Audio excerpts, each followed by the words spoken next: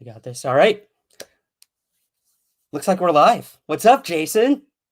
What's going on, man? How are you? I'm fantastic. I'm excited because I love talking about UFOs. Oh yeah, man. We again we're testing out the StreamYard platform, seeing how everything works. So we're gonna try some videos tonight. We'll see if how that goes. It might be a disaster, but we're gonna give it a try.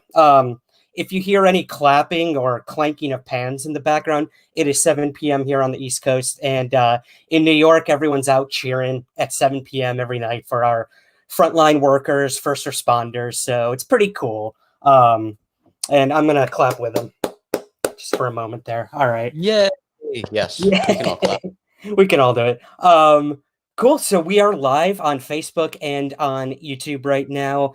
I want to let everyone know if you're on Facebook right now, I did put a link there. All you do is click that and give StreamYard, that's the platform we're using to stream this to you. Give them permission to show your comments in our chat here. So yeah, just click that link. It's one button.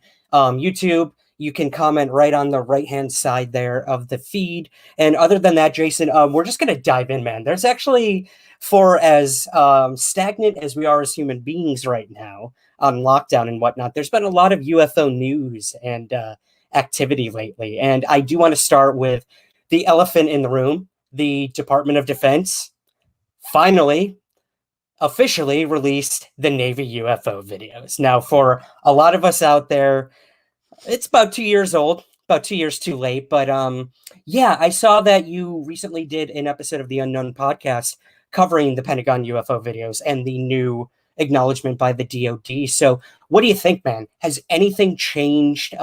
What exactly is this announcement by the DoD, and why should we pay attention to it? Yeah, you're right. The only thing that's really changed is they decided to make a statement. And it's not the first time we've heard official statements from them. They've made official statements before, but this is like official direct press release essentially from them. And, the motivation behind this, who knows, but they bothered to issue an official press release to acknowledge the videos are in fact legitimate videos from the Navy. They're saying that they are legitimate, real Navy videos showing, something strange in these videos that they claim is unidentified. Unidentified to whom is another question, but that's what they're saying. They're sticking to their carefully phrased terminology. And the new thing here, besides they're saying, hey, these videos have been circulating publicly, but were never officially authorized to be released. They're given a nice stick there to the stars and anybody else who has released these videos in the past, saying, hey, despite what people are saying, these videos were never authorized to be released. Now, again, we can play sides here and choose who we want to believe, because we've heard conflicting stories all over the place. So that's a whole other ball of worms or can of worms. But then they decide to release the videos themselves to say, okay, look, now they've been officially been released. Here is our official release of these videos. So there you go.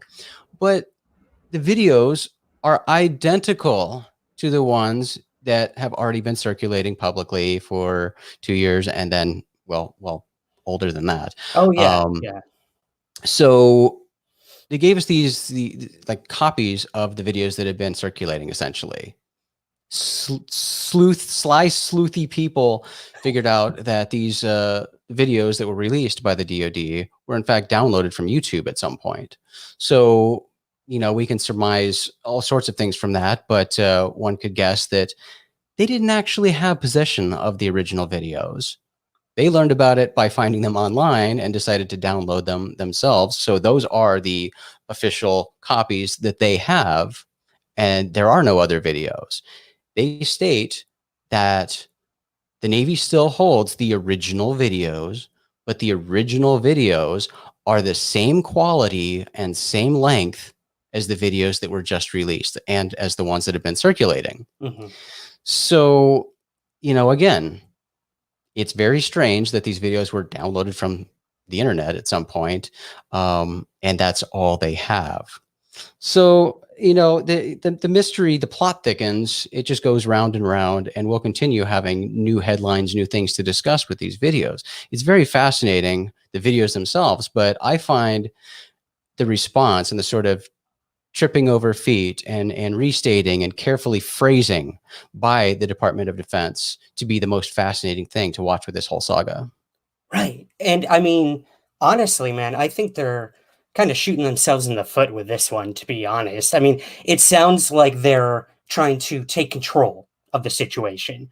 Again, almost 2 years late and saying, hey, it's on record now. We officially released these. When in reality, like you said, not even dating back to 2017 when the New York Times posted these videos.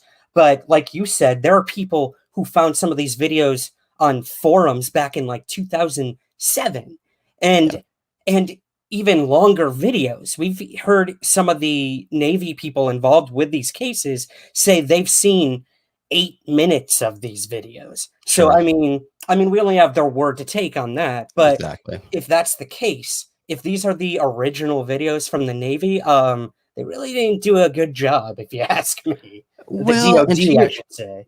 to your point of, perhaps the motivation here is to, take control of the situation, but does it really? I mean, let's look at how the government and the military has played the UFO game since the beginning.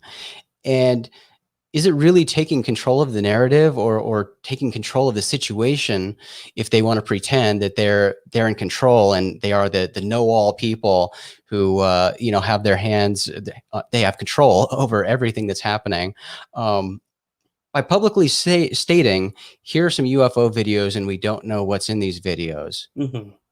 That's not really, doing what they've done in the past. And that's by saying, hey, we know everything. This is a top secret project, or, hey, yeah, this is nothing, move along.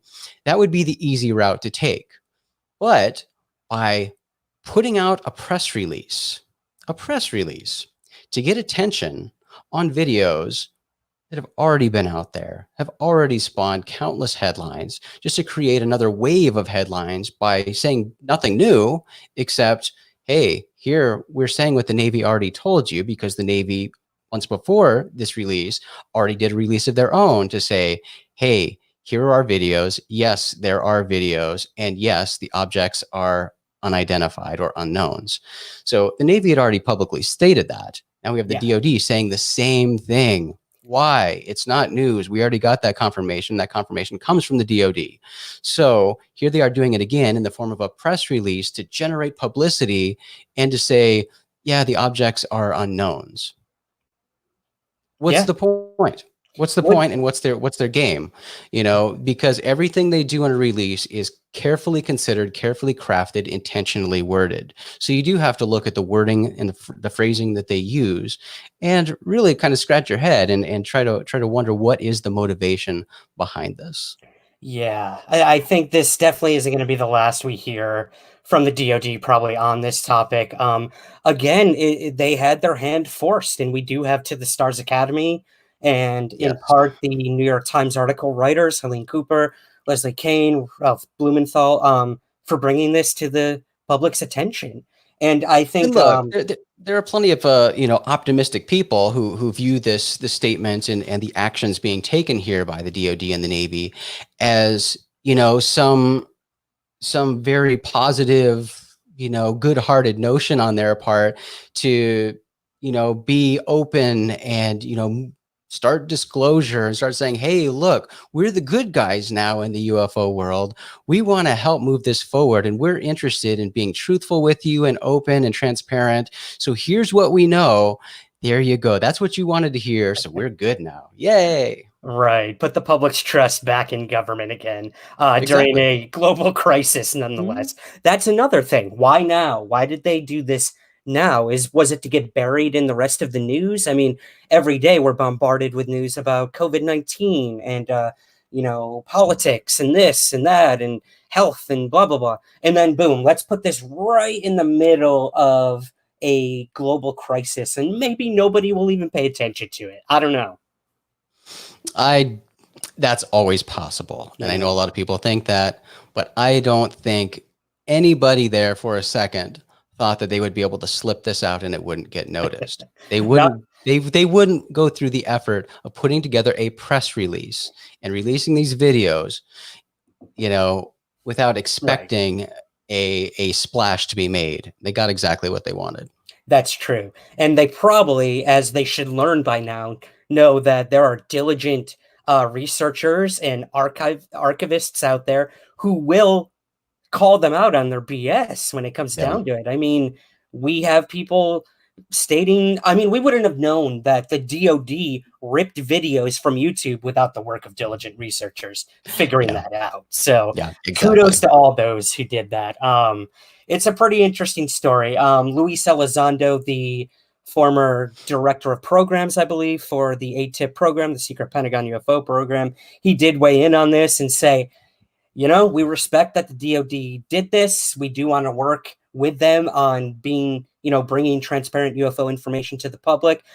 So we thank them and we look forward to cooperating with them more. So again, To the Stars was 2 years ahead of them, but I find it pretty classy that this was the response To the Stars took. And look, they're going to benefit from all this too. The more headlines out there about these videos, the more it's going to generate back into To the Stars Academy. So Right. yeah, everyone wins in my opinion, except the DoD, I guess.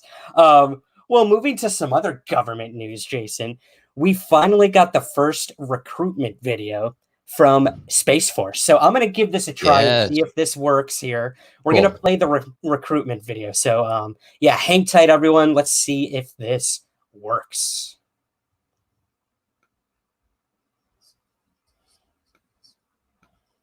My fingers are crossed, Ryan. Hey, look at that. Except I don't hear it. They're not hearing it?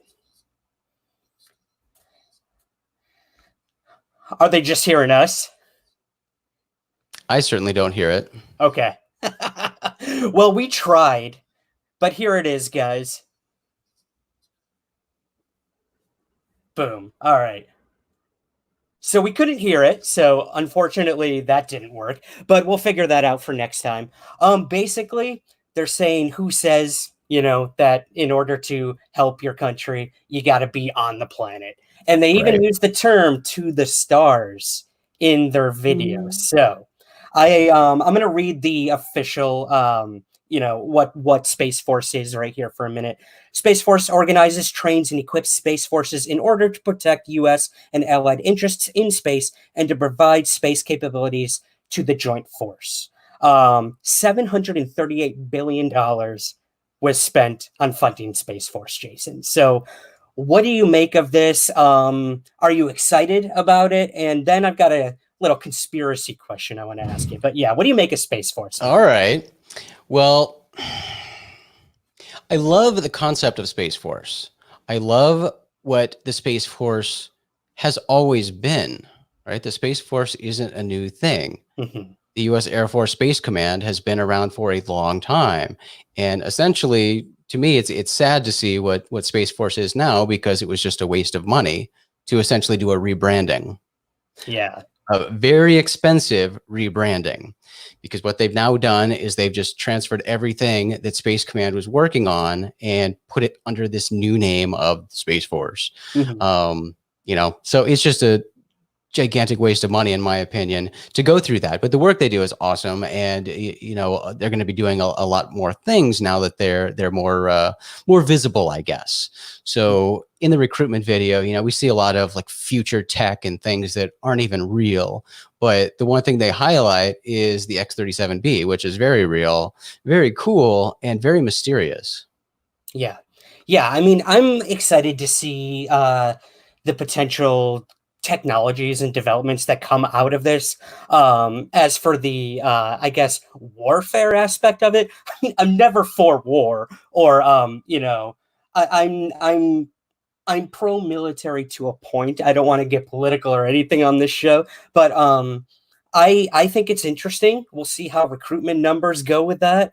And one of the big things I wanted to ask your opinion on with this is, and everything always circles back to the Stars Academy, when Tom DeLonge first approached people in the intelligence communities and the Air Force and the Army and said, look, I want to put the military in a good light again. I want to get people interested. I want to get people recruited. I want to help you guys. And in return, exchange information on what you might know about UFOs or, these high-tech things you guys are working on, exotic technologies. And here we have the first recruitment video for Space Force, a new branch of the military, and using the term "to the stars" in their recruitment video. Is this it, man? Is this the cooperation between To the Stars and this new branch of the military coming together to be like, let's get people pumped for Space Force, and let's also talk about UFOs on the side? Anything's possible, Ryan. Yeah. If we've You learned know, anything from the field we're in, yeah. Look, no, I think that's ridiculous. I mean, sure, it's possible, but I think if that were going to be the case with this particular can't even talk, particular recruitment initiative, they would have had an appearance from Tom DeLonge, right? I mean, they would have done something or used Angels and Airwaves music or things that To the Stars is very interested and receptive to doing, things like that. But you don't see that here. I think we've seen, collaborative efforts many times with the existence of To the Stars Academy. And that's, already working with the cooperation you've seen between the military, the TV show that has cooperation from the military. I mean, you see things like that. That all works towards, recruiting efforts in a way. We know that Hollywood does that all the time. The military uses Hollywood like that, creates, shows like Top Gun, movies like Top Gun and things that are essentially outright recruiting videos to make the military look cool and things like that. We know that's something that Tom is very passionate about, and the people he works with, they're very pro-military and happy to support military efforts, and they've been very open about that. So yeah, it's not going to be a conspiracy or something surprising to see, collaboration there and perhaps things that are essentially recruiting efforts to enhance the image the military has, especially with younger people. Yeah, that's a really good point. I didn't even think about that. If you're going to try to get younger people interested, like have the face of To the Stars on there or whatnot. So yeah, pretty interesting. And look, let's back up. And from a common sense perspective, if you're somebody like Tom who has this vision in mind and you've got celebrity power behind you, you're certainly going to put that out and use that to your advantage, and say, hey, look, I'll help you out here and throw my name toward this and try to make you guys look good and help you out with, recruiting or whatever. Right. I want some stuff. I want some info, absolutely. Can't fault him for that. Yeah, that's totally right. Yeah, well, it's only the beginning, so we'll see where Space Force ends up in all this. There's already a sitcom coming out starring Steve Carell called Space Force, so we'll see how that goes. Maybe this is another recruitment tool. Again, I'm just getting conspiratorial here, but sadly, I'm more excited for that show than I am the real Space Force because.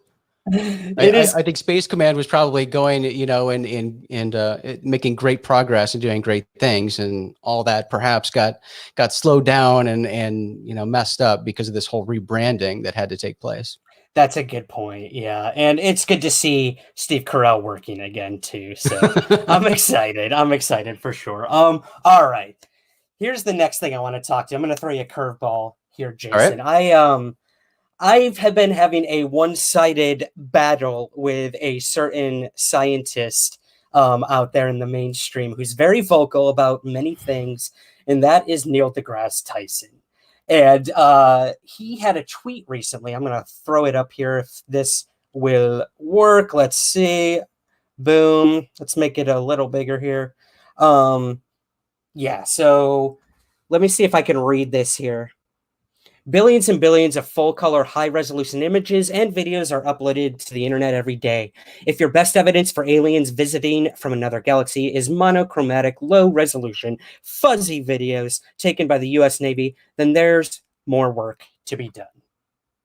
Okay, so the reason I wanted to bring this up with you, Jason, is I found this tweet a little not disconcerting, but inaccurate. Completely in line with everything he does. That's the thing. Now, this Yeah. used to be a guy who I would retweet, I would post videos. I thought the Yeah. world of him. I praised this man because of his grounded and objective approach to whenever the UFO topic would come up or anomalies in space and everything. But now we have him weighing in on the US Navy story. One, probably just to get some buzz and some followers and to start engage people. But that's the problem. I don't think this is working in his favor. Now, the big problem I have with this tweet is yes, there is a hell of a lot of work to be done when it comes to these videos and UFO videos in particular. But this tweet just really rubbed me the wrong way. When you look at the wording that he Yeah. uses, belittling Mhm. the U.S. Navy and Right. saying all we can get are these grainy things, these people are using Raytheon highly classified, highly sophisticated cameras and technology, and they're capturing objects that are moving quadruple the time speed of our fighter jets. And to say this is all they got, we have a lot of work to do. And he uses the words aliens, and that really, really bugged me. We're in the year 2020. We have not even the U.S. Navy saying, it's not aliens, it's not this, but we have this guy saying, this is all we have to prove there's aliens. There's a lot of work to be done. What kind of scientist sticks with just aliens when it comes to UFOs? I mean, you and I preach this every day that we are UFO researchers. We're not Yeah. alien researchers. Yeah. I even made a tweet recently saying my belief in UFOs versus my belief in aliens visiting the planet, and I pissed a lot of people Right. off. But at the same time, what do you make of this? What do you make of Neil deGrasse weighing in on all this stuff? It's so frustrating when you get scientists who, have historically been good scientists, but they get to a point on a certain topic like UFOs, and they turn the science off. Yeah. Right. And in this case, this isn't even turning the science off. This is just turning the lazy on, because I doubt he even, based on that tweet, doubt he even looked into it. Because Exactly. clearly he's not understanding that this is a message from the Pentagon saying that these are UFO videos. They're not something that somebody took in their backyard, some random person. This is from Navy fighter jets, confirmed Right. by the Department of Defense, saying these are videos showing, unidentified objects. So it shows that he did zero research. He just, based on his own established beliefs, decided to ridicule these things. Like you said, in a very condescending tone, saying that, these aren't anything worth getting excited over because he knows better than everybody else. Right. And here's my other thing. He did respond to a few people who called him out on this, and he said, "Oh, funny, you don't even follow me, but you're commenting on my thing." So this dude is literally reading comments, going to see if these people are actually following him, and then commenting on it in his thing. So again, when it comes down to it, I think the dude is just desperate for attention right now. The world is passing him by. Nobody in the scientific community really takes him seriously. We've had astrophysicists and astrobiologists straight up say we don't agree with Neil deGrasse Tyson on this. Don't Yeah. let him be the face for all of us. Yeah. I remember one astrophysicist saying we're not in the business of debunking, which I think is a really good thing. And that's kind of what he's doing. He's like the modern day Philip Klass, where as Klass actually had, educated opinions and actually looked into UFO cases, and he was right a lot of the time. This really rubbed me the wrong way. And Yeah, I mean, it's bad for scientists. Neil is this public figure, celebrity scientist. So he's what a lot of people think of when they think of scientist. And so right. when he's out there, turning off the science and being very unscientific with the subject matter, it represents scientists in a very bad way. There are many, many, many, many, many scientists who do take the subject of UFOs and extraterrestrial life extremely seriously. Mhm. And, they approach it with that scientific rigor. You can't have this established belief, plant your feet in the sand and say, I'm not deviating from that because science says this. That's not how science works. Science is about exploring all the possibilities and ruling things out one by one. If he has his Yeah. hypothesis that UFOs can't exist, they're all ridiculous because every photo is a grainy photo, well, then he needs to do some science and back that up.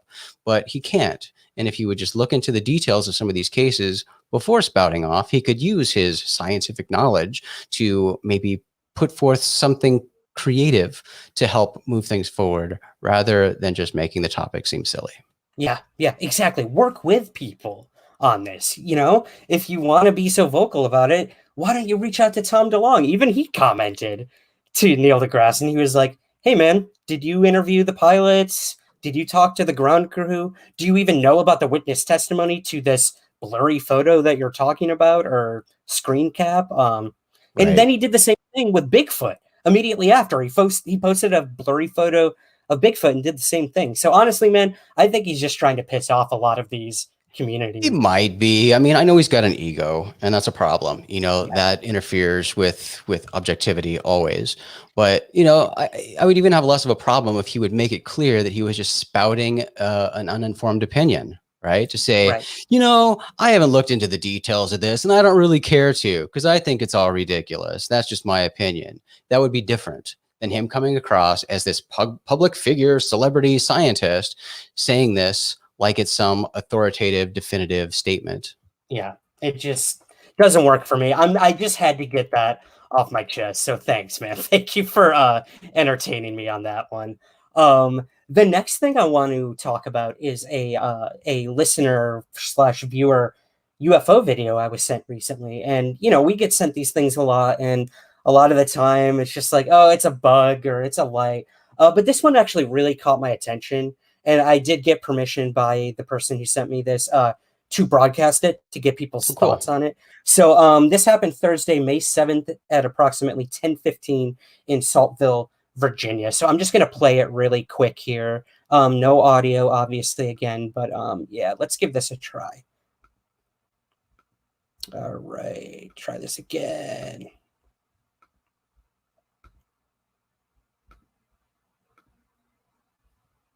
There we go.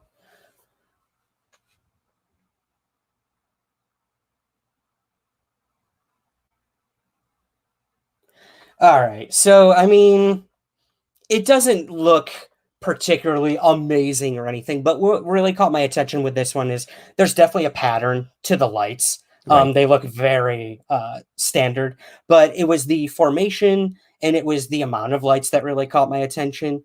And I sent this to you and Shane Hurd, another member of Rogue Planet, who is an active MUFON field investigator, to get his opinions on it. But before I get to what Shane said, what are your initial thoughts on this one, man? I did post it in the Facebook group, and we got a lot of varying opinions. So I know it's short, but yeah, what do you make of it? Yeah, when you see lights like that, multiple lights like that and blinking lights, your initial thought goes right to aircraft. And typically with that many, something like a military convoy.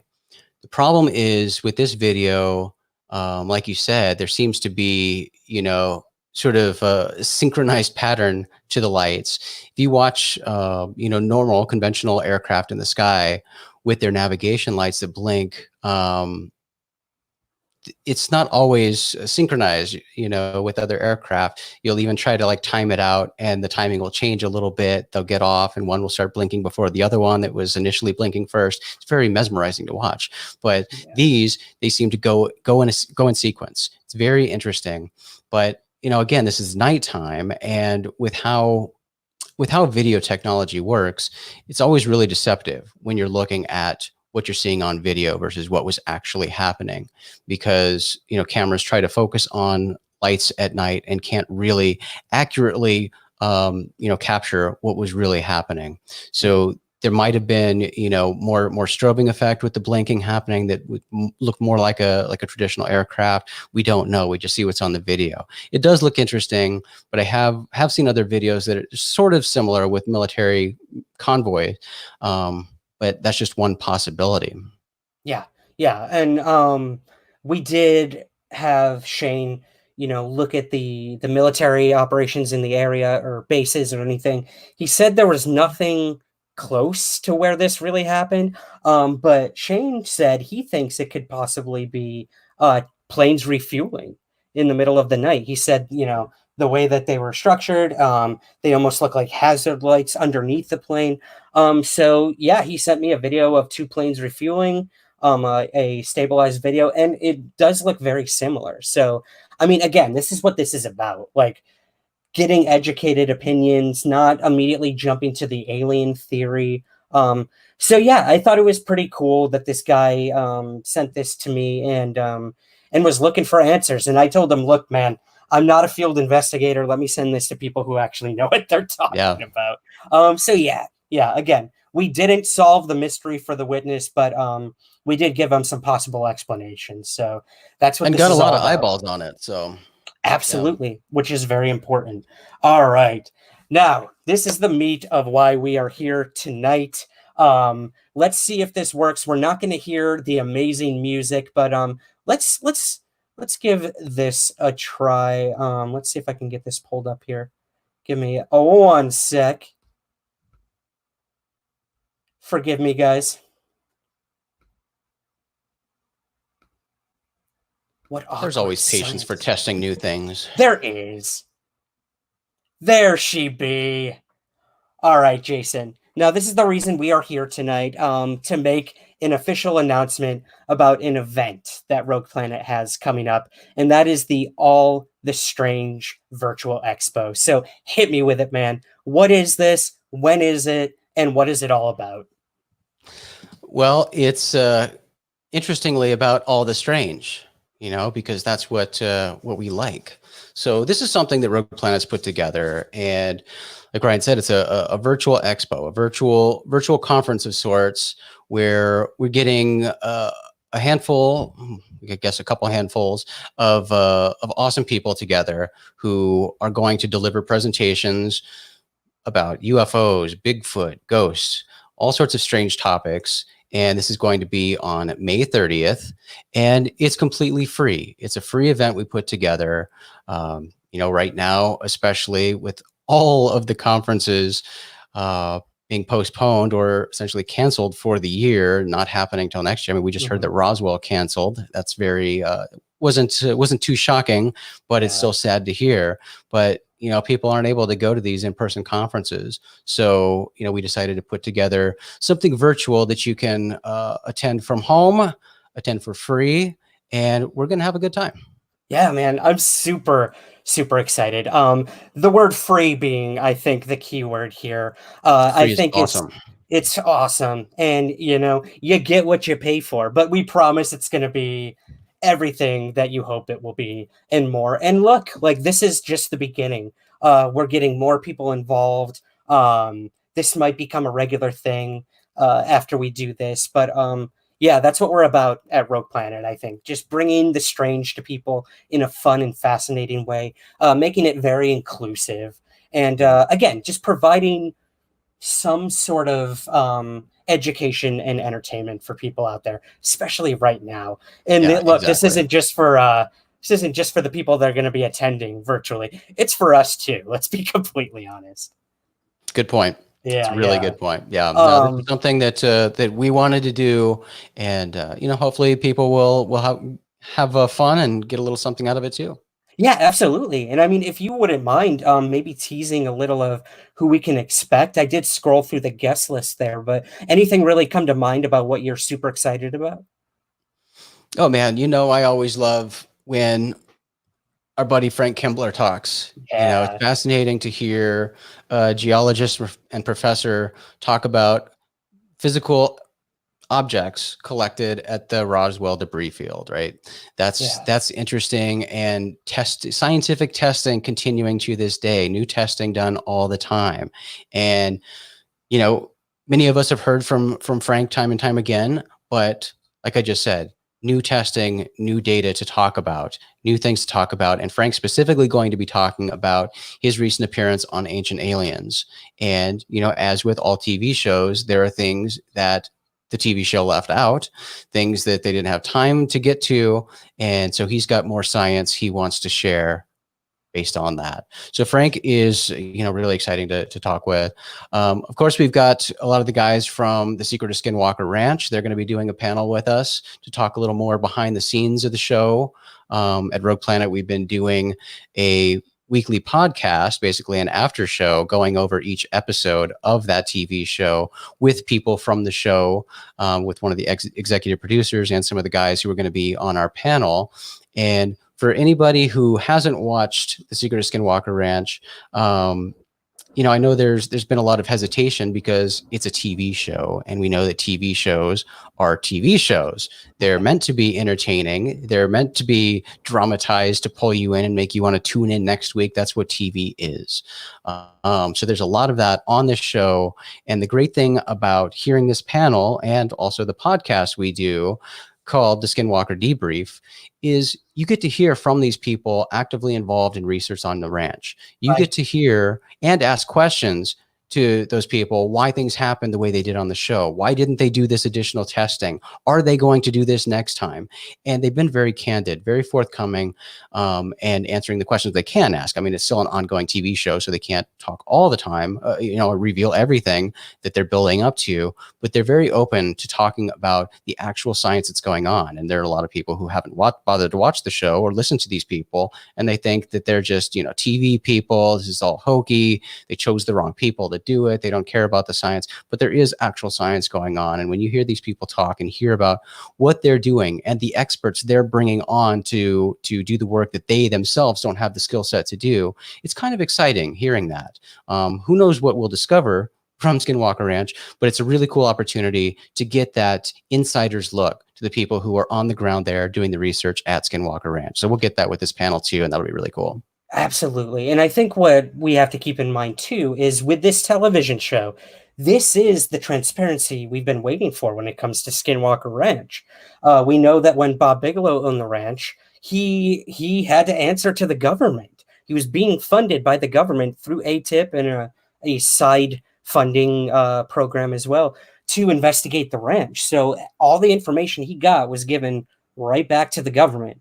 So now that we have a new owner of the ranch, Brandon Fugel, he made it clear he wants nothing to do with the government when it comes to what he's doing there, what he's figuring out, and that the things that they find are for the public. So we're getting it through a television show. And while some people might think, oh man, they could have done it in a better way, how do you get information out to the public better than on television? So yeah, and here's the thing. I mean, we will see more in the future, and certainly TV shows only run for so long. It still hasn't been announced if a second season's coming. Right. But regardless of what happens with the TV show, they're still going to be doing research on the ranch, and that's the thing. There will most likely be other vehicles for getting information to the public. With that being said, just to your point, Ryan, yeah, how can you do it better than a TV show to reach that mass audience? You're probably going to be stuck with, just a website where you have to go and look at the information for yourself. And that's fine. I mean, people who are truly genuinely interested and passionate about that subject will do that. But when you're talking about the general public, putting it on a TV show where all people have to do is push a button and sit on their butts, that's a nice, easy way to get some of the information out. Yeah, absolutely. And, as we see with most of these TV shows, the real plus is just public education, getting people familiar with the fact that there is something called Skinwalker Ranch and, getting some of those details and hopefully encouraging people to go research for themselves. Yeah, and I know, the security on the ranch has been a little surprised with the amount of people coming out there now after seeing the show to try to that's ridiculous. See something. Yeah. But hey, that's when you know you've done your job and you've reached the public. So yeah. I'm excited to see what else they have coming out. I'm sure we'll get some revelations in the panel for the expo. What else? Anyone else you want to talk about? Yeah, so something that might not be the most exciting to a lot of people. I think it's incredibly valuable and important for topics like this. But we have Aaron Sagers. Aaron Sagers is a TV host and pop culture expert, very big in the paranormal world. And I'm really, really happy with the the talk that he decided to do. And his presentation is The Unexplained Interview: How to Approach Paranormal Claims as a Journalist and Conduct Interviews with experiencers/eyewitnesses while maintaining credibility and empathy. That is hugely invaluable for anybody who's interested in researching and or investigating the world of the strange.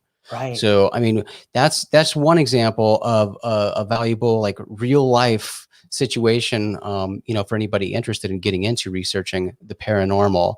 That is really valuable, as well as Shane Hurd's presentation. Shane Hurd is basically going to be talking about evidence-based UAP investigations. And that's coming from his perspective, his experience as a UFO field investigator. Mm-hmm.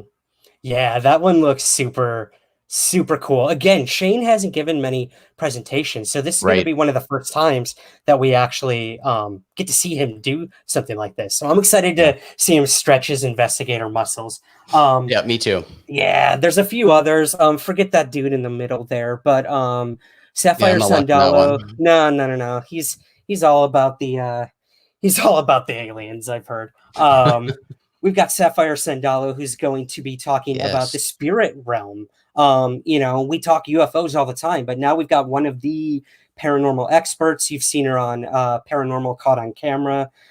She's got a really cool podcast where she talks all about folklore and the spirit realm and the paranormal and how all these things are probably interconnected, whether it's ghosts, UFOs, cryptids, all that. So I'm super stoked about that one too.